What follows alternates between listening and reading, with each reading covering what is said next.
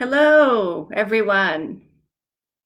Really happy to have you here. I'm Dr. Pamela Valentine. I'm the president and CEO of the MS Society of Canada, and really thrilled to welcome you to our Facebook Live discussion about mental health. We're kicking off Mental Health Awareness Week with a really important conversation about mental health and multiple sclerosis. And as a neuroscientist, mental health has been of special interest to me. And I'm really looking forward today to talking about what it's meant living through these unprecedented times. We're hoping that Dr. Anthony Feinstein is going to be able to join us. We haven't been able to technically get him on this afternoon, so stay tuned. We're hoping he'll join midstream. But I'm really thrilled to have with me this afternoon Fezi Azadi. Did I say that correctly? Fezi was diagnosed with MS in 2019 and has been involved with us as an MS ambassador in British Columbia. She's very passionate about sharing her story about multiple sclerosis on social media and advocating for those living with MS, others like herself. So we're really thrilled and welcome Fezi to join us this afternoon on Facebook Live. Oh, thanks so much for having me. I had myself muted, so sorry about that. That's okay. It's the biggest thing we've said in the last year is you're on mute. So welcome. We know that mental health is a big challenge for people with MS. In fact, 1 in 2 people living with MS over the course of their life will have a mental health challenge. So really glad that you're here and that you're having this conversation in an open format. So thank you for that. That's really courageous. Maybe you can start by talking a little bit about, who you are, a little bit your story and your journey with MS so far. I would be happy to. I'm 26 now. I'm Persian Canadian, and it actually started when I was 24. I'm very into makeup. I'm a makeup enthusiast, as I like to say, but I'm more than that. I actually got diagnosed with MS. I like to say at the worst possible time, but my parents always remind me that there's never really a great time to be diagnosed with a chronic illness. And I say worst possible time because I had just started my dream career with my dream company, and then I got completely blindsided. And I mean that in the most literal sense of the word, because I woke up one day and my vision was kind of blurry, but I didn't really think much of it. And much like any other 24-year-old, I kind of just threw it under the rug. And I was like, whatever, I've had pretty much perfect vision my entire life. But then 3 days later, I go back to the doctor, the eye doctor. And she was like, well, your vision's 2200 now. Whereas 3 days ago, it was 2040. So I had to go to the hospital as per their recommendation, got some tests and MRIs, and the neurologist told me that I had a few lesions in my brain. And to me, that just came out of nowhere. I was like, what are you talking about, lesions? All I really did was play video games, watch anime, do my makeup. I didn't really think much. I was like, what are you talking about? Work for a bank and I want to play video games. Lesions, this just comes out of nowhere to me. So I was fortunate enough to be at an academic hospital, and they were very, very quick on it, and they were very fast, and they just gave me IV steroids, and that didn't really do much for my vision. But the positive thing was it didn't get worse than the 2200. But what I was told was that it was an isolated incident and not to be too concerned about it, just to go on about my day. And fast forward a month, no more issues with my vision, but my legs started going numb. And I was just like, I can't catch a break. Like, I can't walk all of a sudden. My leg's numb. I can't feel anything. And I just was like, okay, I think it's time to go to the hospital. And that was really when I started taking it more serious. And I was like, okay, this is more than just an isolated incident. I can't laugh it off. I have to be a little bit more proactive about my health. I have to be advocating for myself. And I went to the ER again.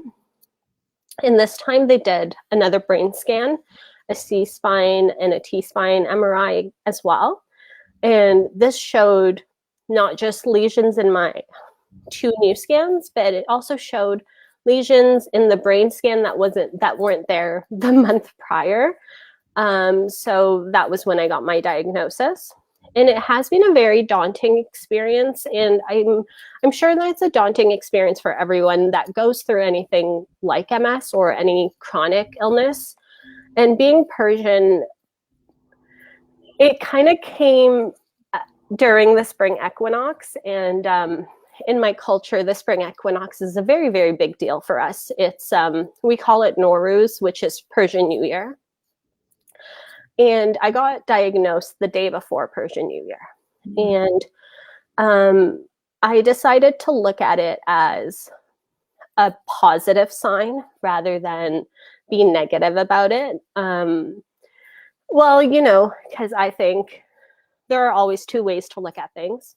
You can either be negative, but that obstacle is going to still be there regardless of how negative you are. Or you can think of it as a new chapter. Because in my culture, we think of the spring equinox as a new day, a new chapter, and you leave all the past negativity in the past and you move forward. And that's how I decided to look at MS.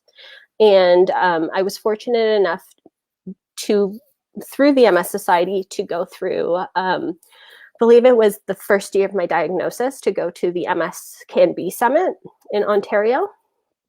And which was awesome. it was the best experience I've had, I would say, possibly in my young adulthood. And there was a speaker there who taught me a very, very, very positive lesson.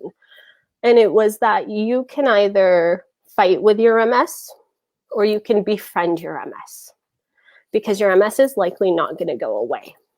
And we are hoping that through, you know, medications and through the advancement of technology, that one day there will be a cure, and hopefully that will be in our generation. But right now, as it is, the medications available just manage it. And it's our perspectives and our outlooks that determine how we can handle it, right? So it was there that I was like, you know what, he's right. We have to befriend it. We have to befriend our chronic illnesses, and we have to befriend our obstacles, because otherwise we're just going to be like these shells of ourselves, and that's not right for us. And tell me, how helpful was that to be in a room of people generally, you know, not dissimilar in age from you, that are all dealing with MS, all different journeys, but tell me what that meant to you. I'm getting teary-eyed thinking about it, because I didn't realize how much it meant at the time until recently, because I've been struggling with my mental health recently as well. Because it's, you know, when you deal with it, you deal with it, and it comes and it stays. And recently my friend Megan and I actually had a FaceTime chat, and you don't realize how strongly and like how strong those bonds are and how important they are to have those bonds in those communities of people that understand you and understand what you're going through without the judgment. And we were just checking in on each other. We hadn't talked face to face on FaceTime since, I think, the MS Can Be Summit.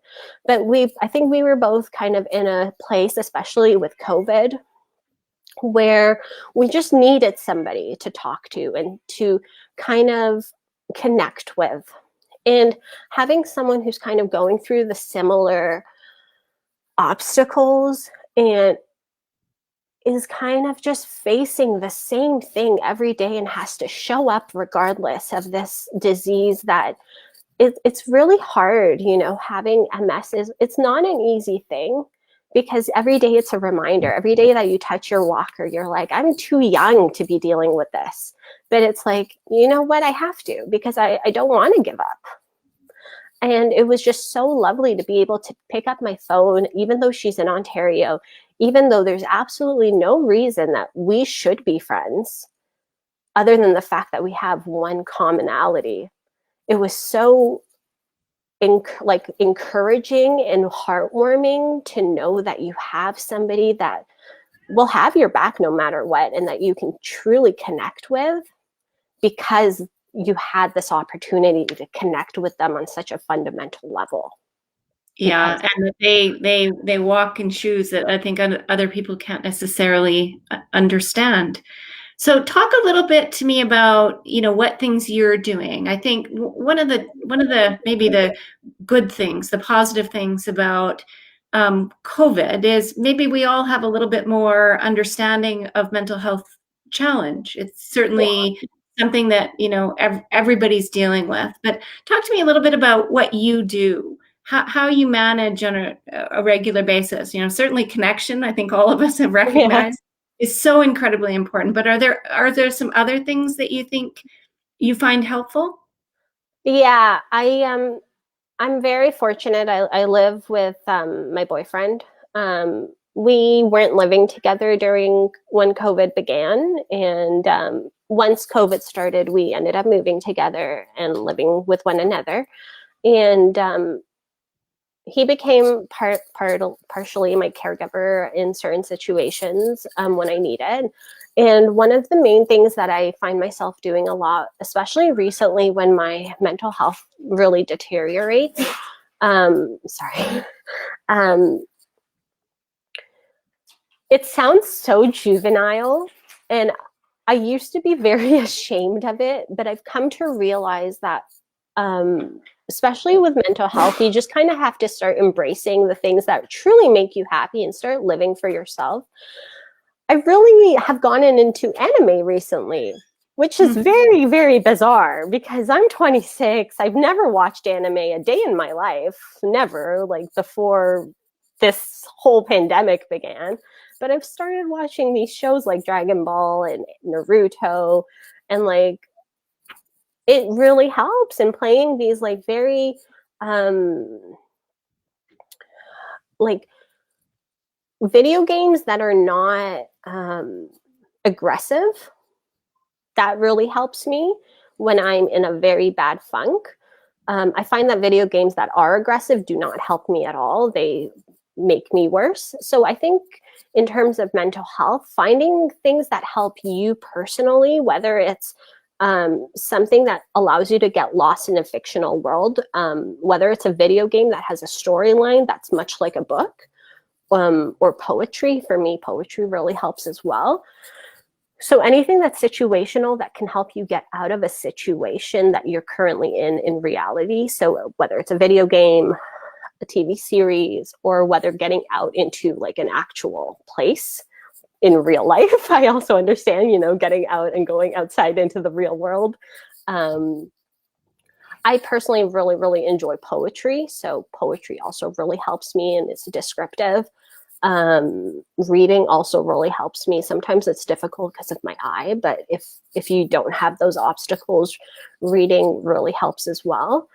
I think you really just have to find what helps you and your soul and go with that. It doesn't come easily. I think it depends really on trying a multitude of different things and finding what is right for you. But it really depends, I think. So, I watched, as many people around the world did, Meghan and the Harry interview, Yeah. and I was struck that somebody who's so intelligent and so capable, obviously had such difficulty talking about her mental challenges. And it strikes me that, stigma around mental health challenges still is a problem for all of us. It's hard to talk about. What advice would you have for somebody else who might be struggling, who's in a similar set of circumstances living with MS? What would you say to them? Well,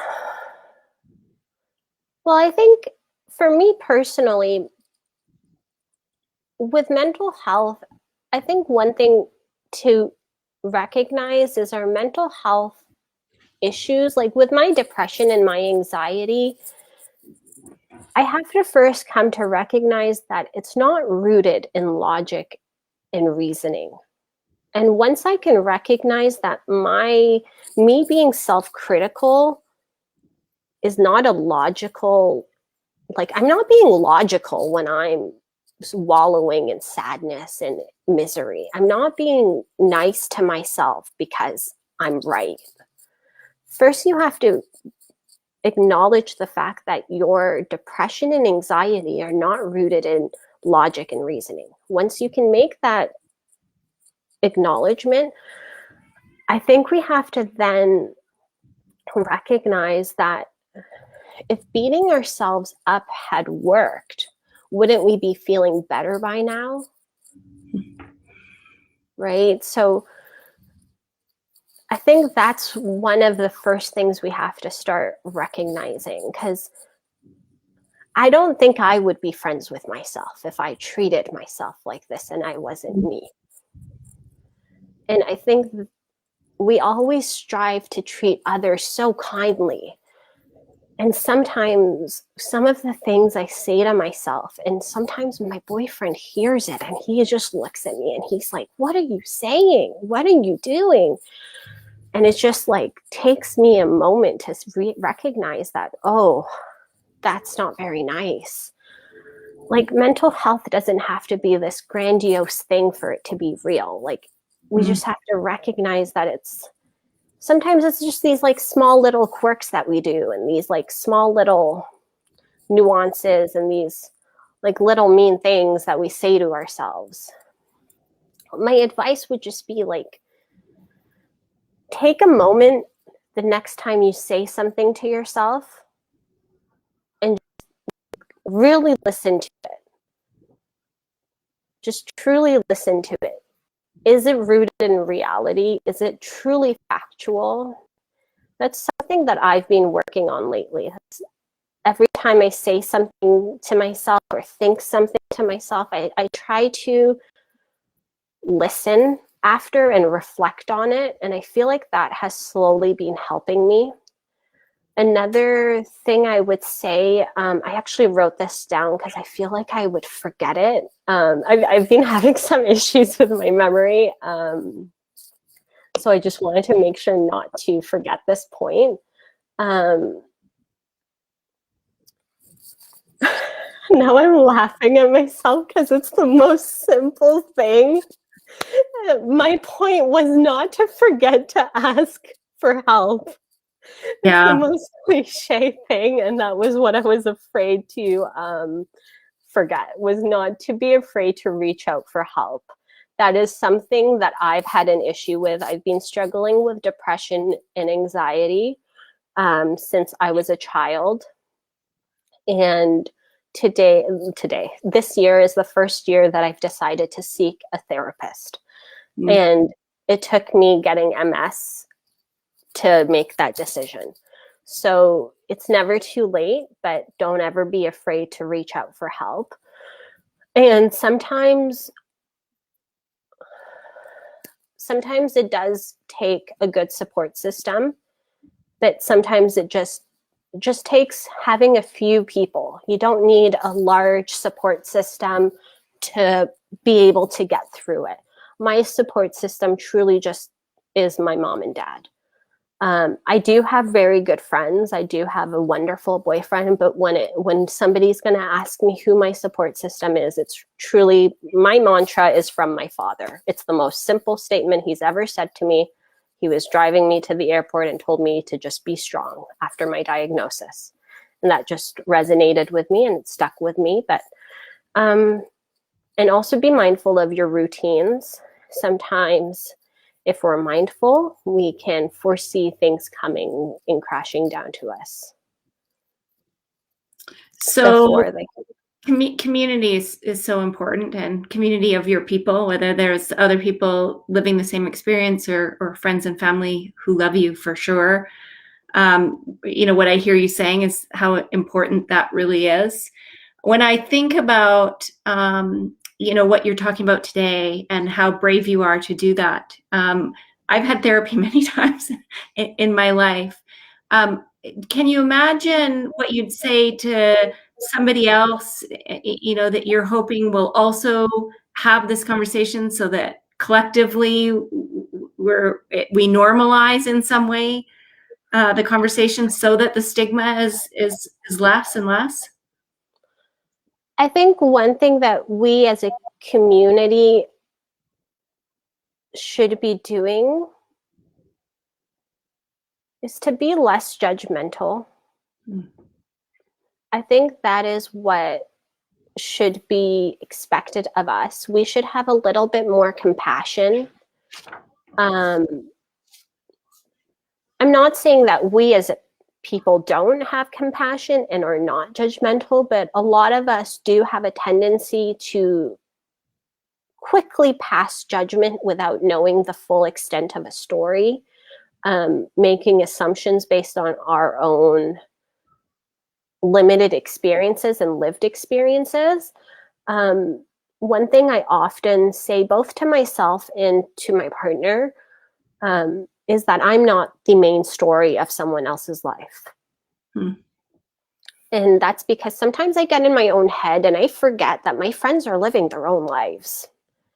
And I shouldn't be quick to pass judgment or to give them advice because I'm not the main story. Like, I'm not the main character of their lives. They are. So I should listen and be open-minded. Well, And what then, a great, sorry, go ahead. oh no, sorry, that was really all it I was. was going to say, what a great place to end. I think wise advice, and maybe one of the things that COVID is teaching us is to have more compassion and to not, have so much judgment about what's happening behind, a door. I can't thank you enough, Fezzi, for being so brave to talk about your journey. I hope that it inspires a ton of more people to talk openly about what their experiences are, because in that shared experience, I just think there is real support and real strength and real sense of community. So thank you for doing this. I'm ever so appreciative, and I think you'll find it comes back to you in many positive ways. Thank you for having me. I'm really, really grateful to be here. Any final word you'd like to say? Honestly, just try to see what works for you and seek those that fan your flames. Just try to be Yeah. happy in your life. Yeah. Well, thank you. Great advice, and we really appreciate your sharing your experience. Thanks so much for having me. I was really thankful to be here. I hope everyone I was, stays safe. yeah, stay safe, and thanks very much, everybody. Bye. Bye.